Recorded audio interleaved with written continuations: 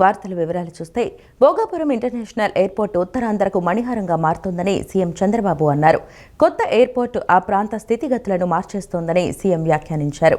ఆంధ్రప్రదేశ్ సంస్కృతి కళలను చాటేలా అత్యంత కళాత్మకంగా ఎయిర్పోర్టులో ప్రతి విభాగాన్ని తీర్చిదిద్దాలన్నారు. ప్రధాని చేతుల మీద జరిగే ప్రారంభోత్సవం చరిత్రలో నిలిచిపోవాలని, గిరిజన సంస్కృతి హస్తకళలు గుర్తు చేసేలా స్వాగత కార్యక్రమం ఉండాలన్నారు. భోగాపురం ఎయిర్పోర్టు ప్రారంభాన్ని ఉత్తరాంధ్రలోని ప్రతి కుటుంబం, ప్రతి పౌరుడు సెలబ్రేట్ చేసుకోవాల్సిన శుభ సందర్భమని అన్నారు. ప్రతి పౌరుడు ఎయిర్పోర్ట్ను చూసి గర్వించే పరిస్థితి రావాలన్నారు. ఉత్తరాంధ్రలో దీన్ని పండుగలా చేసేలా ప్రజలను, విద్యార్థులను, యువతను భాగస్వాములను చేయాలని సీఎం చంద్రబాబు ఆదేశించారు. భోగాపురం ఇంటర్నేషనల్ ఎయిర్పోర్టును ప్రధాని నరేంద్ర మోడీ చేతుల మీదుగా ఆగస్టు 1వ తేదీన ప్రారంభించనున్నారు. ఈ మేరకు ప్రధాని షెడ్యూల్ ఖరారైంది. 2014లో నాటి తెలుగుదేశం ప్రభుత్వంలో మొదలైన భోగాపురం ఎయిర్పోర్టు పనులను కూటమి ప్రభుత్వం వేగవంతం చేసింది. 2 ఏళ్ల కాలంలో పూర్తి చేసింది. సర్వాంగ సుందరంగా తయారైన భోగాపురం ఎయిర్పోర్టు ప్రారంభ కార్యక్రమాన్ని అత్యంత ఘనంగా నిర్వహించాలని ప్రభుత్వం భావిస్తోంది. ఇందులో భాగంగా ఎయిర్పోర్టు ప్రారంభ కార్యక్రమంపై సీఎం చంద్రబాబు ఉన్నత స్థాయి సమీక్ష చేశారు. సమీక్షకు కేంద్ర మంత్రి కింజారపు రామ్మోహన్ నాయుడు, రాష్ట్ర మంత్రి నాదెండ్ల మనోహర్, బీజేపీ రాష్ట్ర అధ్యక్షులు మాధవ్, సిఎస్ సాయి ప్రసాద్, డీజీపీ హరీష్ కుమార్ గుప్తాతో పాటు ఉన్నతాధికారులు, మంత్రులు సత్యకుమార్, అచ్చెన్నాయుడు, అనితతో పాటు పలువురు పాల్గొన్నారు.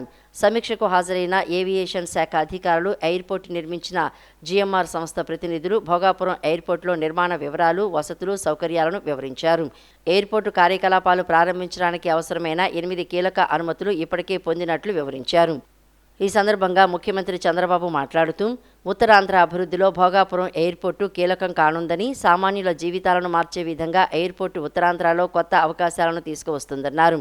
ఎకనమిక్ యాక్టివిటీ ఉరుకులు పెడుతోందని, రాకపోకలు మొదలయ్యాక ఆ ప్రాంత ప్రజల జీవన ప్రమాణాలు మారుతాయన్నారు. సామాన్యులు కూడా అనేక రకాలుగా లబ్ధి పొందుతారని చెప్పారు.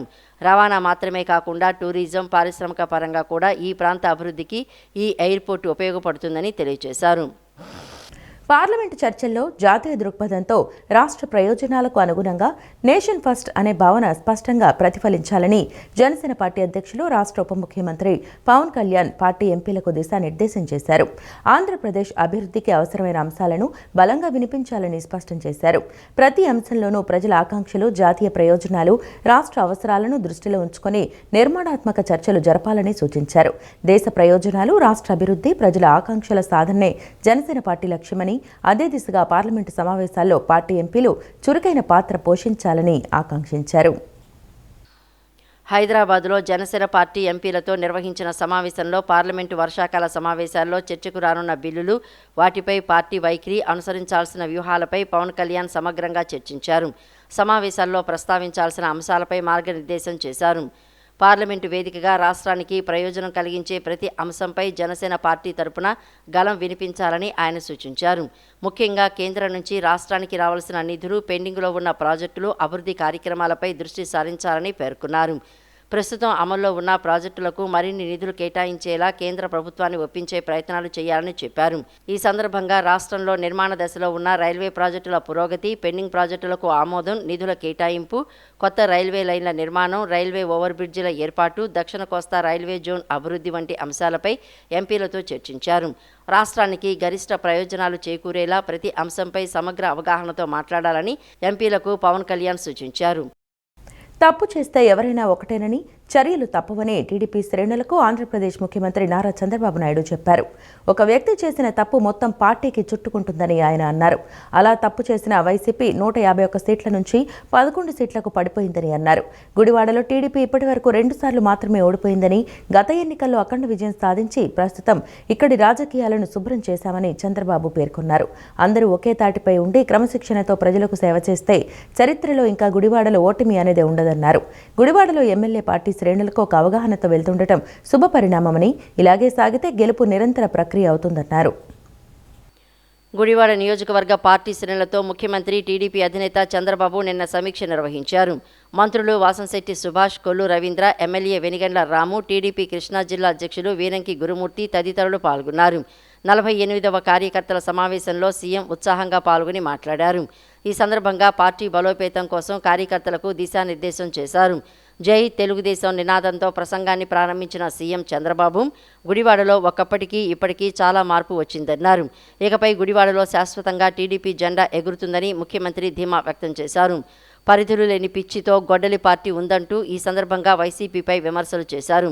ఒళ్ళు దగ్గర పెట్టుకొని పనిచేస్తే విజయం శాశ్వతంగా ఉంటుందని 360 డిగ్రీల్లో ఆలోచించి పనిచేయాలని కార్యకర్తలకు సూచించారు. 2004లో పార్టీ శ్రేణులు సమన్వయంతో పనిచేసి ఉంటే రాష్ట్ర పరిస్థితులు మరోలా ఉండేవని చంద్రబాబు వ్యాఖ్యానించారు. కార్యకర్తలు అలిగినప్పుడే పార్టీ ఓడిపోయిందని అన్నారు. తనకు అతిపెద్ద కుటుంబం టీడీపీ కుటుంబమేనని ఆయన పేర్కొన్నారు. ప్రతిరోజు ఉదయం ప్రజలతో, మధ్యాహ్నం కార్యకర్తలతో మాట్లాడుతున్నానని సీఎం చంద్రబాబు తెలిపారు.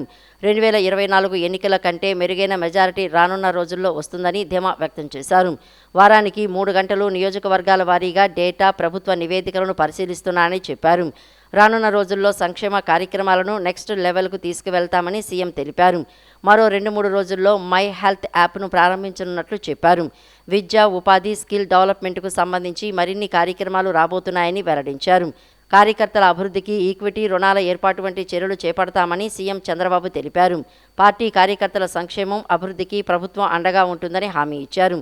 చివరగా జై కార్యకర్త నినాదంతో సీఎం చంద్రబాబు తన ప్రసంగాన్ని ముగించారు. స్థానిక సంస్థల ఎన్నికల్లో కూటమిలోని ఏ పార్టీ ఎన్ని స్థానాల్లో పోటీ చేస్తుందన్న అంశంపై టీడీపీ నాయకులు ఎవరూ మాట్లాడవద్దని, అనవసర చర్చకు తావిచ్చేలా ఏ ఒక్కరూ వ్యవహరించవద్దని ముఖ్యమంత్రి చంద్రబాబు ఆదేశించారు. కూటమి పార్టీల మధ్య విభేదాలు సృష్టించేందుకు గొడ్డలి పార్టీ కాచుకొని కూర్చుందని మర్చిపోవద్దన్నారు. తెలుగుదేశం పార్టీ ముఖ్య నేతలతో ముఖ్యమంత్రి చంద్రబాబు నిన్న రాత్రి వీడియో కాన్ఫరెన్స్ నిర్వహించారు. స్థానిక సంస్థల ఎన్నికల్లో ఏ పార్టీ ఎన్నెన్ని స్థానాల్లో పోటీ చేస్తాయన్న చర్చ ఇప్పుడు అప్రస్తుతమని, ఆ అంశాన్ని కూటమి పార్టీల అగ్రనాయకత్వాలు చూసుకుంటాయని, సమయం వచ్చినప్పుడు చర్చించి ఒక నిర్ణయానికి వస్తాయని ఆయన స్పష్టం చేశారు. స్థానిక సంస్థల ఎన్నికలకు పార్టీ యంత్రాంగాన్ని పూర్తి స్థాయిలో సిద్ధం చేయాలని, కూటమి అభ్యర్థుల గెలుపు కోసం ప్రతి ఒక్కరూ పనిచేయాలని సూచించారు.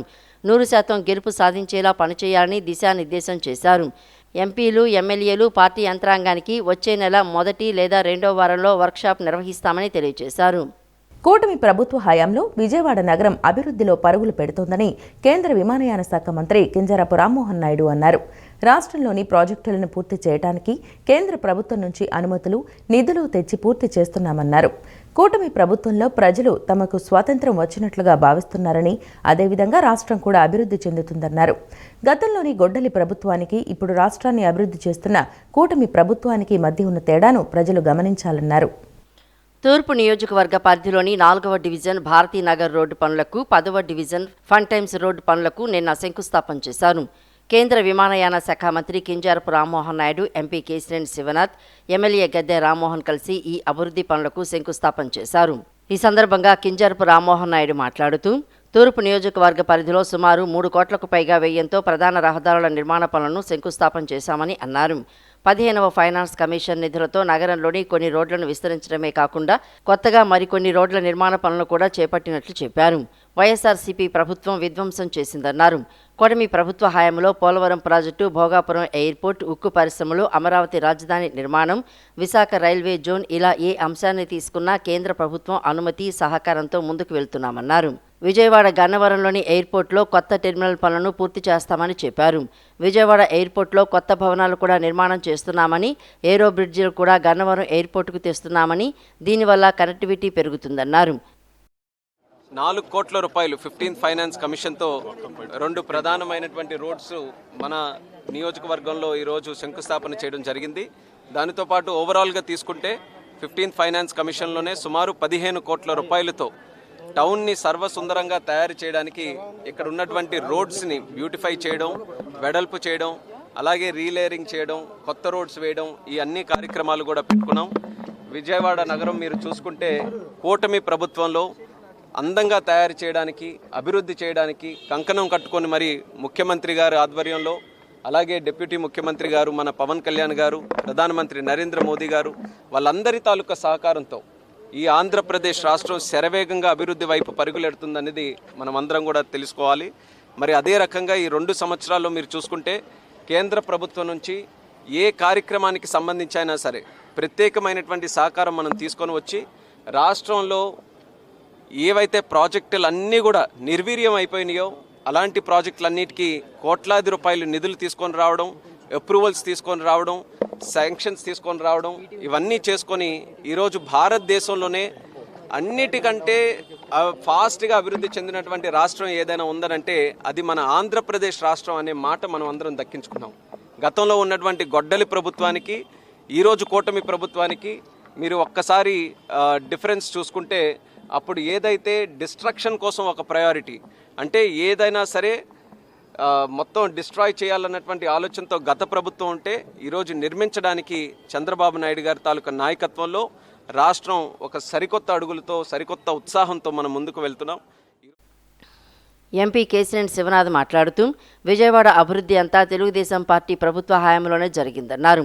నియోజకవర్గంలోని ప్రధాన సమస్యలను ఎమ్మెల్యే గద్దె రామ్మోహన్ ముఖ్యమంత్రి నారా చంద్రబాబు నాయుడు దృష్టికి తీసుకువెళ్లి ప్రత్యేకంగా నిధులు మంజూరు చేయించుకుని పనులు ప్రారంభిస్తున్నారని చెప్పారు.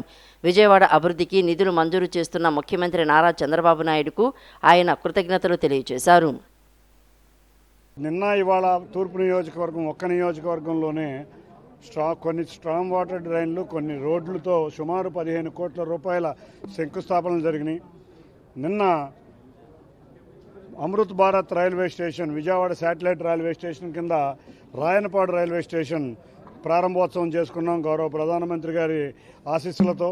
అదేవిధంగా మొన్న గుణదల్లో ఎన్నో సంవత్సరాల గుణదల వాసుల కోరిక రైల్వే ఓవర్ బ్రిడ్జ్ నిన్న గుణదల మధ్య సుమారు 68 కోట్ల రూపాయలతో కూడా శంకుస్థాపన చేసుకున్నాం. ఇహ చూస్తే కంచెల వేదాద్రి, ఇటువంటి ఎన్నో కార్యక్రమాలు ఎన్టీఆర్ జిల్లాలో జరుగుతున్నాయి. మొన్న గౌరవ ముఖ్యమంత్రి వర్యుల చేతుల మీదుగా వర్షాభావ పరిస్థితుల్లో కూడా కృష్ణా డెల్టాకి గోదావరి నుంచి నీళ్లు తీసుకొచ్చి పట్టిసీమ ద్వారా కృష్ణా డెల్టాకి నీళ్లు ఇచ్చాం. నిజంగా చూస్తే ఏ ప్రాజెక్టు, నాగార్జున సాగర్, శ్రీశైలం ఎక్కడా కూడా నీళ్లు లేని పరిస్థితిలో కృష్ణా డెల్టాకు నీళ్లు ఇచ్చిన ఘనత గౌరవ ముఖ్యమంత్రి నారా చంద్రబాబు నాయుడు గారిదే. కుడి భుజానికి శస్త్రచికిత్స చేయించుకున్న రాష్ట్ర ఉప ముఖ్యమంత్రి పవన్ కళ్యాణ్ని విద్యా ఐటీ శాఖల మంత్రి నారా లోకేష్ నిన్న పరామర్శించారు. హైదరాబాద్లోని పవన్ కళ్యాణ్ నివాసానికి నిన్న సాయంత్రం వెళ్లిన లోకేష్ విజయవాడ కనకదుర్గమ్మ చిత్రపటం, ప్రసాదం అందించి త్వరగా కోలుకోవాలని ఆకాంక్షించారు. భుజానికి అయిన గాయం, శస్త్రచికిత్స గురించి తెలుసుకున్నారు. వైద్యుల సూచనలు పాటించాలని కోరారు. గుడివాడలోని కేకేఆర్ గౌతమ్ స్కూల్ విద్యార్థులతో వ్యర్థాల నిర్వహణపై ముఖ్యమంత్రి చంద్రబాబు నిన్న చిట్ చాట్ నిర్వహించారు. స్వర్ణాంధ్ర స్వచ్ఛంద్ర కార్యక్రమంలో పాల్గొనేందుకు గుడివాడ వచ్చిన చంద్రబాబు ఈ పాఠశాలను సందర్శించారు. బల్క్ వేస్ట్ జనరేటర్లు, భోజనశాల, వంటశాల, ఆహార తయారీ విభాగం, డంపింగ్ ప్రాంతాలను విద్యార్థులతో కలిసి పరిశీలించారు. పాఠశాలలో వ్యర్థాల నిర్వహణ విధానంపై విద్యార్థులతో ముఖ్యమంత్రి చర్చించారు. బల్క్ వేస్ట్ జనరేటర్ మార్గదర్శకాలను అమలు చేయాలని యాజమాన్యానికి చంద్రబాబు సూచించారు. ఈ సందర్భంగా బల్క్ వేస్ట్ జనరేటర్ ధ్రువపత్రాన్ని పాఠశాల యాజమాన్యానికి ముఖ్యమంత్రి అందజేశారు. మొత్తం 50 కేజెస్ వెట్ వేస్ట్ మొత్తం కిచెన్ నుండి వస్తుంది సార్. ఏదైనా కానీ ఆనియన్ పీల్స్ కానీ, ఎగ్ షెల్స్ కానీ, కొత్తిమీర కాడలు కానీ ఏదైనా మొత్తం 50 కేజెస్ వస్తుంది సార్ వెట్ వేస్ట్. దాన్ని మేము బయోడైజెస్టర్ నుండి వాళ్ళ నుండి మొదలు పెడుతున్నాం సార్. ఇప్పుడు సర్క్యులర్ ఎకానమీ ఇచ్చాం, మీకు ఐడియా ఉందా? సర్క్యులర్ ఎకానమీ, రీయూజ్ ప్లాస్టిక్ కానీ, బాటిల్స్ కానీ, అదే మరిగా ఐరన్ కానీ అవన్నీ కూడా రీయూజ్ మళ్ళీ సర్క్యులర్ ఎకానమీ పోతాయి. Recycling and circular economy. అంటే ఇప్పుడు ఉదాహరణకు ప్లాస్టిక్ ఉంది, ప్లాస్టిక్ ఇండస్ట్రీకి వెళ్తుంది, మళ్ళా దాన్ని కన్వర్ట్ చేస్తారు, రీసైక్లింగ్. పేపర్లో మళ్ళీ పేపర్ తయారు చేస్తారు. అదే మరిగా ప్లాస్టిక్ చేస్తారు. స్టీల్ మెల్ట్ చేసి మళ్ళీ కొత్త స్టీల్ తయారు చేస్తారు. పరిసరాలను పరిశుభ్రంగా లేకపోతే వ్యాధులు సోకుతాయని, ప్రజలు ఆర్థికంగా నష్టపోవటమే కాకుండా ఆర్థికంగా బలహీనులవుతారని మంత్రి పార్థసారథి అన్నారు. వ్యాధులు సోకకుండా ముందస్తు జాగ్రత్తలకు కేంద్ర రాష్ట్ర ప్రభుత్వాలు అత్యంత ప్రాధాన్యతనిస్తున్నారని అన్నారు. స్వర్ణాంధ్ర స్వచ్ఛంద్ర కార్యక్రమం కేవలం పరిశుభ్రత కార్యక్రమం మాత్రమే కాదని, ఇది ప్రతి పౌరుడు బాధ్యతగా పాల్గొని రాష్ట్రాన్ని పరిశుభ్రంగా, ఆరోగ్యవంతంగా అభివృద్ధి దిశగా నడిపించే ప్రజా ఉద్యమమని అన్నారు. పరిశుభ్రమైన గ్రామాలు, పట్టణాలు మన ఆరోగ్యానికి, పర్యావరణానికి, భావితరాలకు అమూల్యమైన సంపద అని అన్నారు. ఆగిరిపల్లి మండలం అడవినెక్కలం గ్రామంలో జిల్లా పరిషత్ ఉన్నత పాఠశాలలో ప్రతి 3వ శనివారం నిర్వహించే స్వర్ణాంధ్ర స్వచ్ఛాంధ్ర కార్యక్రమంలో భాగంగా బల్క్ వేస్ట్ జనరేటర్స్ నమోదు, ఘన వ్యర్థాల నిర్వహణ నియమాలు మరియు పరిశుభ్రత పట్ల అవగాహన అనే థీమ్తో కార్యక్రమాన్ని రాష్ట్ర గృహ నిర్మాణ సమాచార పౌర సంబంధాల శాఖ మంత్రి కొలుసు పార్థసారథి చీపులను చేతబట్టి విద్యార్థులు గ్రామస్తులతో కలిసి పాఠశాల ప్రాంగణాన్ని తుడిచి శుభ్రం చేశారు. పాఠశాలలో విద్యార్థులకు పరిసరాలు పరిశుభ్రత, చేతులు పరిశుభ్రంగా ఉంచుకోవాలని చేతులను దగ్గర నుండి శుభ్రం చేయించారు. విద్యార్థులతో మంత్రి కాసేపు ముచ్చటించారు. మొక్కలు నాటి అనంతరం మంత్రి కొలుసు పార్థసారథి స్వర్ణాంధ్ర స్వచ్ఛాంధ్ర ప్రతిజ్ఞ చేయించారు. ఈ సందర్భంగా మంత్రి కొలుసు పార్థసారథి మాట్లాడుతూ స్వర్ణాంధ్ర 2047 సంకల్పంలో భాగంగా ప్రతి నెల 3వ శనివారం నిర్వహించే స్వర్ణాంధ్ర స్వచ్ఛాంధ్ర కార్యక్రమంలో రాష్ట్ర స్థాయి అధికారులు, జిల్లా కలెక్టర్లు, ప్రజాప్రతినిధులు, మంత్రులు, ఎమ్మెల్యేలు, ఎన్జీఓలు, కార్పొరేట్ సంస్థలు, విద్యార్థులు, యువత, సేవా సంస్థలు స్వచ్ఛందంగా పాల్గొనాలని రాష్ట్ర ముఖ్యమంత్రి నారా చంద్రబాబు నాయుడు పిలుపు మేరకు అందరూ పాల్గొని మంచి ఫలితాలు వస్తున్నాయని చెప్పారు. ఆధునిక ఘన వ్యర్థాల ప్రాసెసింగ్ ప్లాంట్లను ఎన్టీఆర్ జిల్లాలో తొలిసారిగా కొండపల్లి మున్సిపాలిటీలో ఏర్పాటు చేయడం విశేషమని మైలవరం ఎమ్మెల్యే వసంత కృష్ణప్రసాద్ అన్నారు. ప్లాస్టిక్ వ్యర్థాలు మురుగునీటి కాలువల్లో పేరుకుపోవటం వల్ల స్వల్ప వర్షాలకే డ్రైనేజీలు పొంగిపొర్లి లోతట్టు ప్రాంతాలు జలమయమవుతున్న పరిస్థితిని ఈ ప్లాంట్ల ద్వారా అధిగమించవచ్చని పేర్కొన్నారు. కొండపల్లి మున్సిపాలిటీని పరిశుభ్రమైన కాలుష్యరహిత పట్టణంగా తీర్చిదిద్దేందుకు ఈ ప్లాంట్లను పూర్తి స్థాయిలో వినియోగించుకోవాలని ఆయన పిలుపునిచ్చారు. స్వచ్ఛ భారత్ అర్బన్ 2.0లో సరికొత్త మైలురాయి. చెత్తరహిత నగరాలు లక్ష్యంగా చేపడుతున్న చర్యలు వడివడిగా ముందుకు సాగుతున్నాయి. ముఖ్యమంత్రి చంద్రబాబు వర్చువల్గా కొండపల్లిలో నూతనంగా ఏర్పాటు చేసిన 45 టీడీపీ సామర్థ్యమున్న 4.57 కోట్ల విలువైన తడి పొడి చెత్త ప్రాసెసింగ్ ప్లాంట్ ప్రాజెక్టును ప్రారంభించారు. నిమ్రా కళాశాల సమీపంలో ప్రతిష్టాత్మకంగా ఏర్పాటు చేసిన ఈ సమీకృత ఘన వ్యర్థాల నిర్వహణ కేంద్ర ప్రారంభోత్సవ కార్యక్రమంలో మైలవరం ఎమ్మెల్యే వసంత వెంకట కృష్ణప్రసాద్, స్థానిక ప్రజాప్రతినిధులు, పెద్దలతో కలిసి పాల్గొన్నారు. ప్లాంటు కార్యకలాపాలను పరిశీలించారు. ఈ సందర్భంగా ఎమ్మెల్యే వసంత వెంకట కృష్ణప్రసాద్ మాట్లాడుతూ రాష్ట్ర ప్రభుత్వం పరిశుభ్రమైన పట్టణాలు, సమర్థవంతమైన వ్యర్థాల నిర్వహణ, పర్యావరణ పరిరక్షణ లక్ష్యాలతో ఈ అత్యాధునిక ప్రాజెక్టును ప్రజలకు అందుబాటులోకి తీసుకువచ్చిందన్నారు. గతంలో జరిగిన నిర్లక్ష్యం వల్ల మున్సిపాలిటీలో లక్షల టన్నుల చెత్త పేరుకుపోయిందన్నారు. కూటమి ప్రభుత్వం అధికారంలోకి వచ్చిన తర్వాత పెద్ద ఎత్తున చెత్తను గుంటూరు సమీపంలోని ప్లాంటుకు తరలించి waste to power generation project ద్వారా గణనీయంగా తొలగించామని చెప్పారు. పట్టణాల్లో వ్యర్థాల సమస్యకు ఇది శాశ్వత పరిష్కారంగా నిలుస్తుందని తెలిపారు. తడి పొడి చెత్తను వేర్వేరుగా సేకరించి శాస్త్రీయ పద్ధతుల్లో ప్రాసెస్ చేయడం ద్వారా కాలుష్యాన్ని గణనీయంగా తగ్గించవచ్చని, పర్యావరణ పరిరక్షణతో పాటు ప్రజలకు పరిశుభ్రమైన ఆరోగ్యకరమైన జీవన వాతావరణాన్ని కల్పించవచ్చని తెలిపారు. పట్టణాల్లో చెత్త పేరుకుపోవడం వల్ల ఏర్పడే సమస్యలను నివారించడంలో ఈ ప్లాంటు కీలక పాత్ర పోషిస్తుందని పేర్కొన్నారు. వ్యర్థాలను శాస్త్రీయంగా ప్రాసెస్ చేయడం ద్వారా చెత్తను సమర్థవంతంగా నిర్వహించి పరిసరాలను కాలుష్యరహితంగా ఉంచే అవకాశం ఉందని వివరించారు. ప్రతి ఇంటి నుంచి తడి పొడి చెత్తను వేరువేరుగా అందిస్తేనే ఈ ప్లాంటు పూర్తి స్థాయిలో సద్వినియోగం అవుతుందని, ప్రజల సహకారంతోనే స్వచ్ఛమైన హరిత కాలుష్య రహిత కొండపల్లి లక్ష్యాన్ని సాధించగలమని ఎమ్మెల్యే పిలుపునిచ్చారు. నెల 15 రోజుల క్రితం మన మున్సిపల్ శాఖ మంత్రి నారాయణ గారు కూడా వచ్చి నేను నారాయణ గారి విజిట్ చేయడం జరిగింది. మీ అందరికీ తెలిసిందే, రాష్ట్రంలో ఈ మున్సిపల్ చెత్త అంతా గత ప్రభుత్వ హయాంలో లక్షల మెట్రిక్ టన్నులు ఈ రాష్ట్రంలో మొత్తం పేరుకుపోవడం జరిగింది. అట్లాగే మన కొండపల్లి మున్సిపాలిటీ కూడా కొంచెం ఇబ్బందికరమైన పరిస్థితి వచ్చి ఎక్కడ పెడితే అక్కడ ఈ ప్లాస్టిక్ వ్యర్థాలు ఇబ్బందికరమైన పరిస్థితి. కూటమి ప్రభుత్వం అధికారంలోకి రాగానే దాన్ని పెద్ద ఎత్తున మన గుంటూరు దగ్గరలో ఉన్నటువంటి ప్లాంట్కి తరలించి వేస్ట్ టు పవర్ జనరేషన్ ప్రాజెక్టులో చాలా వరకు క్లియర్ చేశారు. ఇప్పుడు ప్రాంతీయంగా కూడా ప్లాంట్లు నెలకొల్పుతూ ఉన్నారు. దాంట్లో భాగంగా ఎన్టీఆర్ జిల్లాలో మన కొండపల్లిలోనే ఈ తొలి ప్లాంట్ పెట్టడం అయింది. ఇది ఈ రోజు నుంచి వాడుకలోకి వచ్చింది.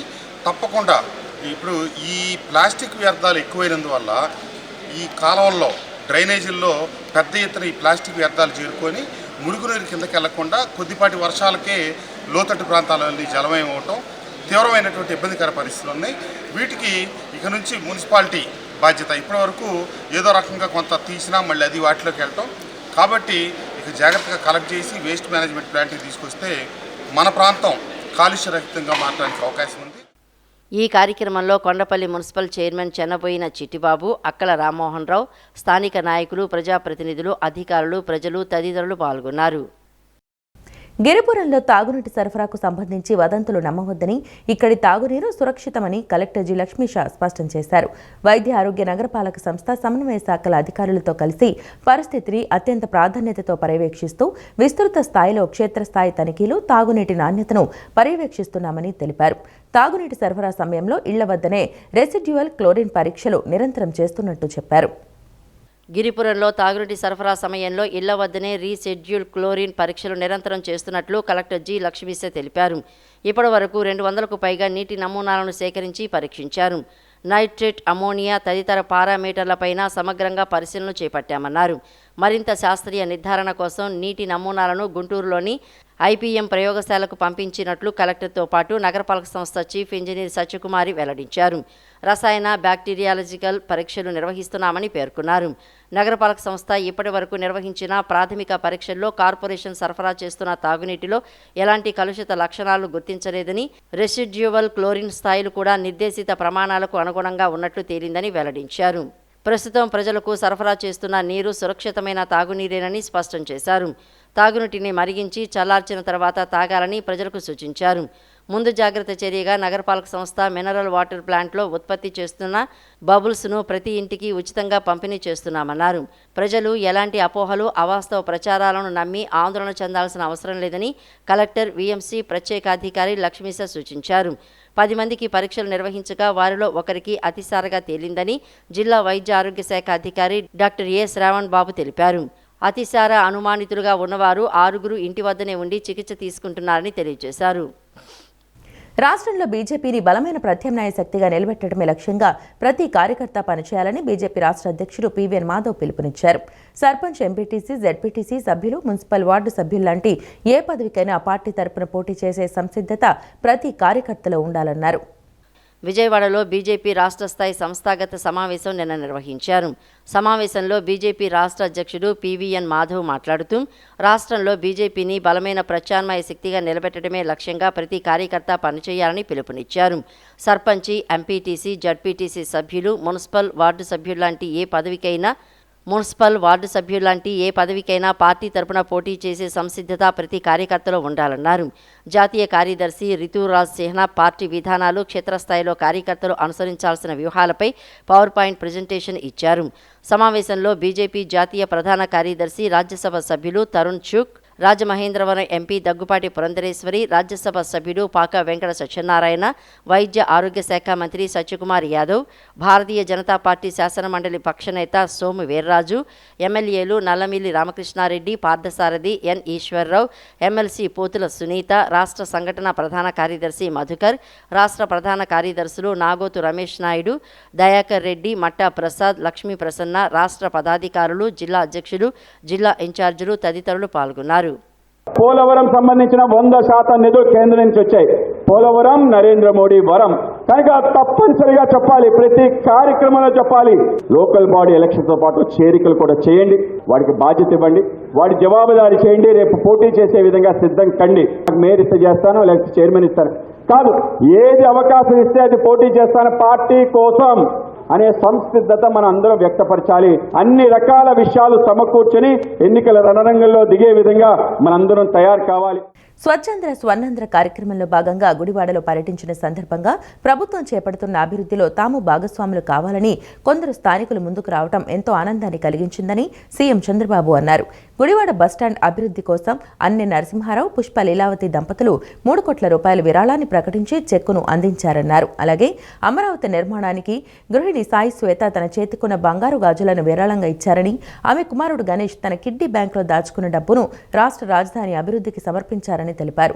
గొప్ప మనసుతో ముందుకు వచ్చి గృహం కోసం విరాళం ఇచ్చిన వారిని రాష్ట్రం కోసం హృదయపూర్వకంగా అభినందిస్తున్నారని ఎక్స్లో పోస్ట్ చేశారు. గుంటూరులో మహిళపై దాడి కేసులో 9 మందిని పోలీసులు అరెస్ట్ చేశారు. గుంటూరు నగరంపాలెం కృష్ణబాబు కాలనీలో బోర్ మరమ్మతుల వివాదం ఘర్షణకు దారితీసింది. వార్డు సెక్రటరీగా చెప్పుకున్న మల్లెల వెంకటరమణమూర్తితో పాటు సంపూర్ణ, తిరుపతి లక్ష్మి, సాయి కార్తిక్, దుర్గాప్రసాద్, తిరుపతి రమేష్, తమ్మిశెట్టి విజయ వెంకటేష్, మాధవి, కొండమ్మ కలిసి ఒంటిపులి పద్మ కుటుంబంపై దాడి చేసినట్లు పోలీసులు తెలిపారు. కేసు నమోదు చేసి 9 మందిని అరెస్టు చేయగా కోర్టు 14 రోజులు రిమాండ్ విధించింది. ఆధునిక సమాజంలో మారుతున్న నేరాల సరళిని, సరికొత్త సవాళ్లను సమర్థవంతంగా ఎదుర్కొనేందుకు ఆంధ్రప్రదేశ్ పోలీస్ శాఖ ఒక ప్రతిష్టాత్మక అడుగు ముందుకు వేసింది. ముఖ్యమంత్రి నారా చంద్రబాబు నాయుడు సూచనల మేరకు director general of police Harish Kumar Gupta సమర్థవంతమైన నాయకత్వంలో మానవ వనరులు, సాంకేతికత ఆధారిత మరియు నిర్మాణాత్మక సంస్కరణల ద్వారా భవిష్యత్తు నేరాల కోసం ఏపీ పోలీసులను పునర్వ్యవస్థీకరించడం అనే ప్రధాన అంశంతో ఈ నెల 22 మరియు 23 తేదీలలో 2 రోజుల పాటు ఫ్యూచర్ రెడీ ఏపీ పోలీస్ వర్క్షాప్ను విజయవాడలోని అంబేద్కర్ కన్వెన్షన్ హాలులో నిర్వహించనున్నారు. ఈ నేపథ్యంలో నిన్న ADG law and order Madhusudan Reddy, నగర పోలీస్ కమిషనర్ ఎస్వి రాజశేఖర్ బాబు ఇతర పోలీస్ అధికారులతో కలిసి అంబేద్కర్ కన్వెన్షన్ హాల్ పరిసర ప్రాంతాలను పరిశీలించి అధికారులకు పలు సూచనలు, సలహాలు అందించారు. ఈ కార్యక్రమంలో డీఐజీ ఫకీరప్ప, డీసీపీలు Krishnakant Patel, Shireen Begum, doctor K Tirumaleshwar Reddy, KGV Saritha, B Lakshminarayana, ఏడీసీపీలు, ఏఏసీపీలు ఇతర అధికారులు పాల్గొన్నారు. కేంద్ర ఆర్థిక శాఖ మంత్రి నిర్మలా సీతారామన్ పార్లమెంటులో చెప్పిన అబద్దాలనే నర్సరావుపేట సభలోనూ చెప్పడం బాధాకరమని ఏపీసీసీ కార్యనిర్వాహక అధ్యక్షుడు మస్తాన్ వలీ పేర్కొన్నారు. నిరుద్యోగుల స్వయం ఉపాధికి కేంద్రం ఏ పథకం తీసుకొచ్చిందో చెప్పాలని కోరారు. బ్యాంకులు ఇంటి వద్దకే వచ్చి రుణాలు ఇస్తున్నాయని చెప్తున్నారని, ఎవరికి ఎక్కడ ఎంత మేరకు ఇచ్చారో ఆధారాలతో చెప్పాలని డిమాండ్ చేశారు. ఆంధ్రరత్న భవన్లో ఏపీసీసీ కార్యనిర్వాహక అధ్యక్షుడు మస్తాన్ వలీ నిన్న విలేకరుల సమావేశం నిర్వహించారు. సమావేశంలో ఆయన మాట్లాడుతూ నిరుద్యోగుల స్వయం ఉపాధికి కేంద్రం ఏం పథకం తీసుకువచ్చిందో చెప్పాలని కోరారు. బ్యాంకులు ఇంటి వద్దకే వచ్చి రుణాలు ఇస్తున్నాయని చెబుతున్నాయని, ఎవరికి ఎక్కడ ఎంత మేరకు ఇచ్చారో ఆధారాలతో చెప్పాలని డిమాండ్ చేశారు. అవినీతి ఆరోపణలు ఎదుర్కొంటున్న నేతలు భారతీయ జనతా పార్టీలో చేరగానే పవిత్రులైపోతారా అని ప్రశ్నించారు. ఎలక్టోరల్ బాండ్ల ద్వారా 3,000 కోట్లు సేకరించిన భారతీయ జనతా పార్టీ ఆ డబ్బు ఎలా వచ్చిందో ప్రజలకు చెప్పాలన్నారు.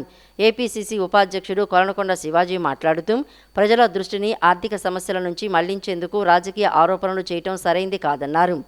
నేను వాళ్ళని అడుగుతా ఉన్నా, ఎంతమంది ఇళ్ల దగ్గరికి వెళ్ళి అర్హత కలిగిన నిరుద్యోగులకి, అర్హత కలిగినటువంటి కూరగాయల వ్యాపారం చేసుకునే వాళ్ళకి, అర్హత కలిగిన ఆటో రిక్షా పుల్లర్స్కి, లేదా అర్హత కలిగిన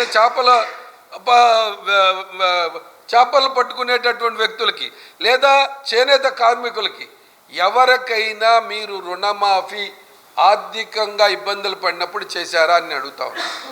కాంగ్రెస్ పార్టీ కాపాడింది. ఎక్కడైనా ఆర్థిక పరమైన స్థితిగతుల్లో కింద మీద వస్తే నేను చెప్పిన రైతాంగానికి, వ్యవసాయ రంగానికి, రైతులకి, చేనేత కార్మికులకి, జాలర్లకి అవసరమైనప్పుడు వాళ్ళు నష్టపోతున్నారు అంటే ఆర్థికంగా వాళ్ళని కాపాడటం కోసం బ్యాంకుల నుంచి కానివ్వండి, ప్రభుత్వాల నుంచి కానీ వాళ్ళకు అండగా నిలబడినటువంటి చరిత్ర కాంగ్రెస్ పార్టీ. ఎన్టీఆర్ జిల్లా తిరువూరు మండలానికి చెందిన 13 ఏళ్ల బాలికకు కోవిడ్ సోకింది. ఆమెను విజయవాడ ప్రభుత్వ ఆసుపత్రి ఐసోలేషన్ వార్డుకు తరలించి చికిత్స అందిస్తున్నారు. ప్రస్తుతం బాలిక ఆరోగ్యం మెరుగ్గా ఉందని, మెరుగైన వైద్య చికిత్స అందిస్తున్నామని ప్రభుత్వం ఆసుపత్రుల సూపరింటెండెంట్ డాక్టర్ రఘునందన్ తెలిపారు. ఎన్టీఆర్ జిల్లా తిరువూరు మండలానికి చెందిన 13 ఏళ్ల బాలికకు కోవిడ్ సోకింది. కిడ్నీ సంబంధిత వ్యాధితో బాధపడుతుండగా 4 రోజుల క్రితం ఆమెను విజయవాడ ప్రభుత్వాసుపత్రికి తరలించి డయాలసిస్ అందిస్తున్నారు. శుక్రవారం రాత్రి బాలికకు తీవ్ర జ్వరం, కోవిడ్ లక్షణాలు కనిపించాయి. వైద్యులు రక్త నమూనాలను తీసి పరీక్షలకు పంపగా శనివారం పాజిటివ్ తేలింది. ఐసోలేషన్ వార్డుకు తరలించి చికిత్స అందిస్తున్నారు. ప్రస్తుతం బాలిక ఆరోగ్యం మెరుగ్గా ఉందని, మెరుగైన వైద్య చికిత్స అందిస్తున్నామని ప్రభుత్వ ఆసుపత్రుల సూపరింటెండెంట్ డాక్టర్ రఘునందన్ తెలిపారు. డయాలసిస్ పేషెంట్ కావడంతో మరోమారు రుజువు చేసుకునేందుకు రక్త నమూనాలు పరీక్షలకు పంపామని, తుది ఫలితం ఈ రోజు వస్తుందని ఆయన వెల్లడించారు. బాలిక తల్లిదండ్రులు తెలంగాణ, ఆంధ్ర సరిహద్దులోని ఓ తండాలో కూలీ పనులు చేసుకుంటూ జీవనం సాగిస్తున్నారు. నేటి యూజీ 2026 ఫలితాల్లో Aakash educational service limited Vijayawada class room ప్రోగ్రాంకు చెందిన 11 మంది విద్యార్థులు అఖిల భారత స్థాయిలో విశిష్ట ర్యాంకులు సాధించారని Aakash educational services limited chief academics and business head Dheeraj Kumar Mishra తెలిపారు. విద్యార్థులకు అందించిన అకాడమిక్ మెంటర్షిప్, క్రమబద్ధమైన బోధన, నిపుణులైన అధ్యాపకుల మార్గదర్శకత్వం, క్రమం తప్పని మాక్ టెస్టులు, పనితీరు విశ్లేషణలు, సందేహ నివృత్తి తరగతులు ఈ విజయానికి ప్రధాన కారణమని పేర్కొన్నారు. విజయవాడ బెంజ్ సర్కిల్లోని ఆకాష్ ఎడ్యుకేషనల్ సర్వీసెస్ లిమిటెడ్ కేంద్రంలో నిన్న విలేకరుల సమావేశం నిర్వహించారు. Aakash educational services limited chief academics and business head Dheeraj Kumar Mishra, senior academic director J Anil Kumar, academic head B Raja Raghuram Phanindra Kumar, branch head Chakka Sai Bhaskar, area operations head Arjun Vadde పాల్గొన్నారు. నీట్ 2026లో అత్యుత్తమ ర్యాంకులు సాధించిన విద్యార్థులను ఆకాష్ ప్రతినిధులు ఘనంగా సత్కరించారు. ఈ సందర్భంగా వారు మాట్లాడుతూ ఆకాష్ విజయవాడ కేంద్రానికి చెందిన విద్యార్థుల్లో JM Sukumar all India rank 824తో అగ్రస్థానంలో నిలిచాడని అన్నారు. V Bhuvaneshwar 13,142, Y Sai Vardhini 37,912, Arepalli Venkata Yashwanth Kumar AR 40,699, Harshitha Kella 44,851తో పాటు మరో 6 విద్యార్థులు కూడా ఉత్తమ ర్యాంకులు సాధించి సంస్థకు మంచి పేరు తీసుకువచ్చారని తెలిపారు. దేశవ్యాప్తంగా కూడా ఆకాష్ విద్యార్థులు ఈ ఏడాది నీట్ యూజీ 2026లో విశేష ప్రతిభ కనపరిచారని పేర్కొన్నారు. టాప్ 10లో 4, టాప్ 50లో 18 మంది, టాప్ 100లో 41 మంది విద్యార్థులు స్థానం సంపాదించడం సంస్థ విద్యా ప్రమాణాలకు నిదర్శనమని వివరించారు. నిపుణులైన అధ్యాపకులు శాస్త్రీయంగా రూపొందించిన స్టడీ మెటీరియల్, టెక్నాలజీ ఆధారిత బోధన, ఏఐ ఆధారిత పనితీరు, విశ్లేషణలు, వ్యక్తిగత మార్గదర్శకత్వంతో దేశవ్యాప్తంగా వైద్య విద్యార్థులను తీర్చిదిద్దుతున్నామని తెలియజేశారు. నీట్ 2026లో అద్భుతమైన రిజల్ట్ సాధించింది. అది that complete credit goes to our teachers, students. అంటే స్టూడెంట్స్ అని ఎందుకు అంటున్నానంటే మెయిన్గా నీట్ ఎగ్జామ్ జరిగింది, క్యాన్సిల్ అయింది, మళ్ళీ రీనీట్ ఎగ్జామ్ అని పెట్టారు. అయినా సరే వాళ్ళకున్న మెంటల్ స్టేటస్, స్టేబుల్ మెంటల్ స్టేటస్ని మెయింటైన్ చేస్తూ they achieved this kind of wonderful results అండి. సో యాక్చువల్గా వాళ్ళని ఫస్ట్ కంగ్రాచులేట్ చేయాలి. లేట్ అవుతుంది కాబట్టి ముందు మనం మాట్లాడేస్తున్నాము. So we will felicitate them also in front of you. So NEET and ReNEET uh paper standard కూడా మీరు నోటీస్ చేసే ఉంటారు. ఫస్ట్ జరిగిన నీట్ ఎగ్జామ్ కన్నా తర్వాత జరిగిన రీనీట్ ఎగ్జామ్ డిఫికల్ట్ లెవెల్లో జరిగింది. అయినా సరే వాళ్ళకున్న ప్రిపరేషన్ స్టాండర్డ్స్ని బేస్ చేసుకొని స్టెబుల్గా they gave the exam in a fantastic. So almost 25+ students government medical college seats అనేది అచీవ్ చేయడానికి ఉన్నారు త్రూ ద కౌన్సిలింగ్ సెషన్స్. ఇంకా కౌంట్ ఇంక్రీజ్ అయ్యే ఛాన్స్ కూడా గట్టిగానే ఉంది సార్. అండ్ ఇదే ప్రాసెస్లో మనం బైపీసీలో నెక్స్ట్ ఇయర్ నుంచి ఇదే ఆకాష్ విజయవాడ బ్రాంచ్లో మెట్రో అనే ఒక ప్రోగ్రామ్ అనేది లాంచ్ చేయబోతున్నాం with the support of academic team. ఈ program specially designed for the people who are very very aspirant about their medical seats. So metro అనేది మేము త్వరలోనే లాంచ్ చేయబోతున్నాం 2020 ఏదైతే నెక్స్ట్ అకాడమిక్ ఇయర్ ఉందో ఫ్రమ్ విజయవాడ బ్రాంచ్. అండ్ మనకి తిరుపతి నుంచి కూడా చాలా బెస్ట్ రిజల్ట్ వచ్చింది sir. Less than 600 ranks 2 people ఉన్నారు అండ్ 671 మార్క్స్తో హైయెస్ట్ మార్క్ అనేది ఉంది. అండ్ ఇవన్నీ కూడా రియల్ రిజల్ట్ సార్. ఏది మనం క్లెయిమ్ చేసింది కాదు, వేరే వాళ్ళ దగ్గర నుంచి తీసుకున్నది. అంతకంటే ఈ వార్తలు ఇంతటితో సమాప్తం. నమస్కారం.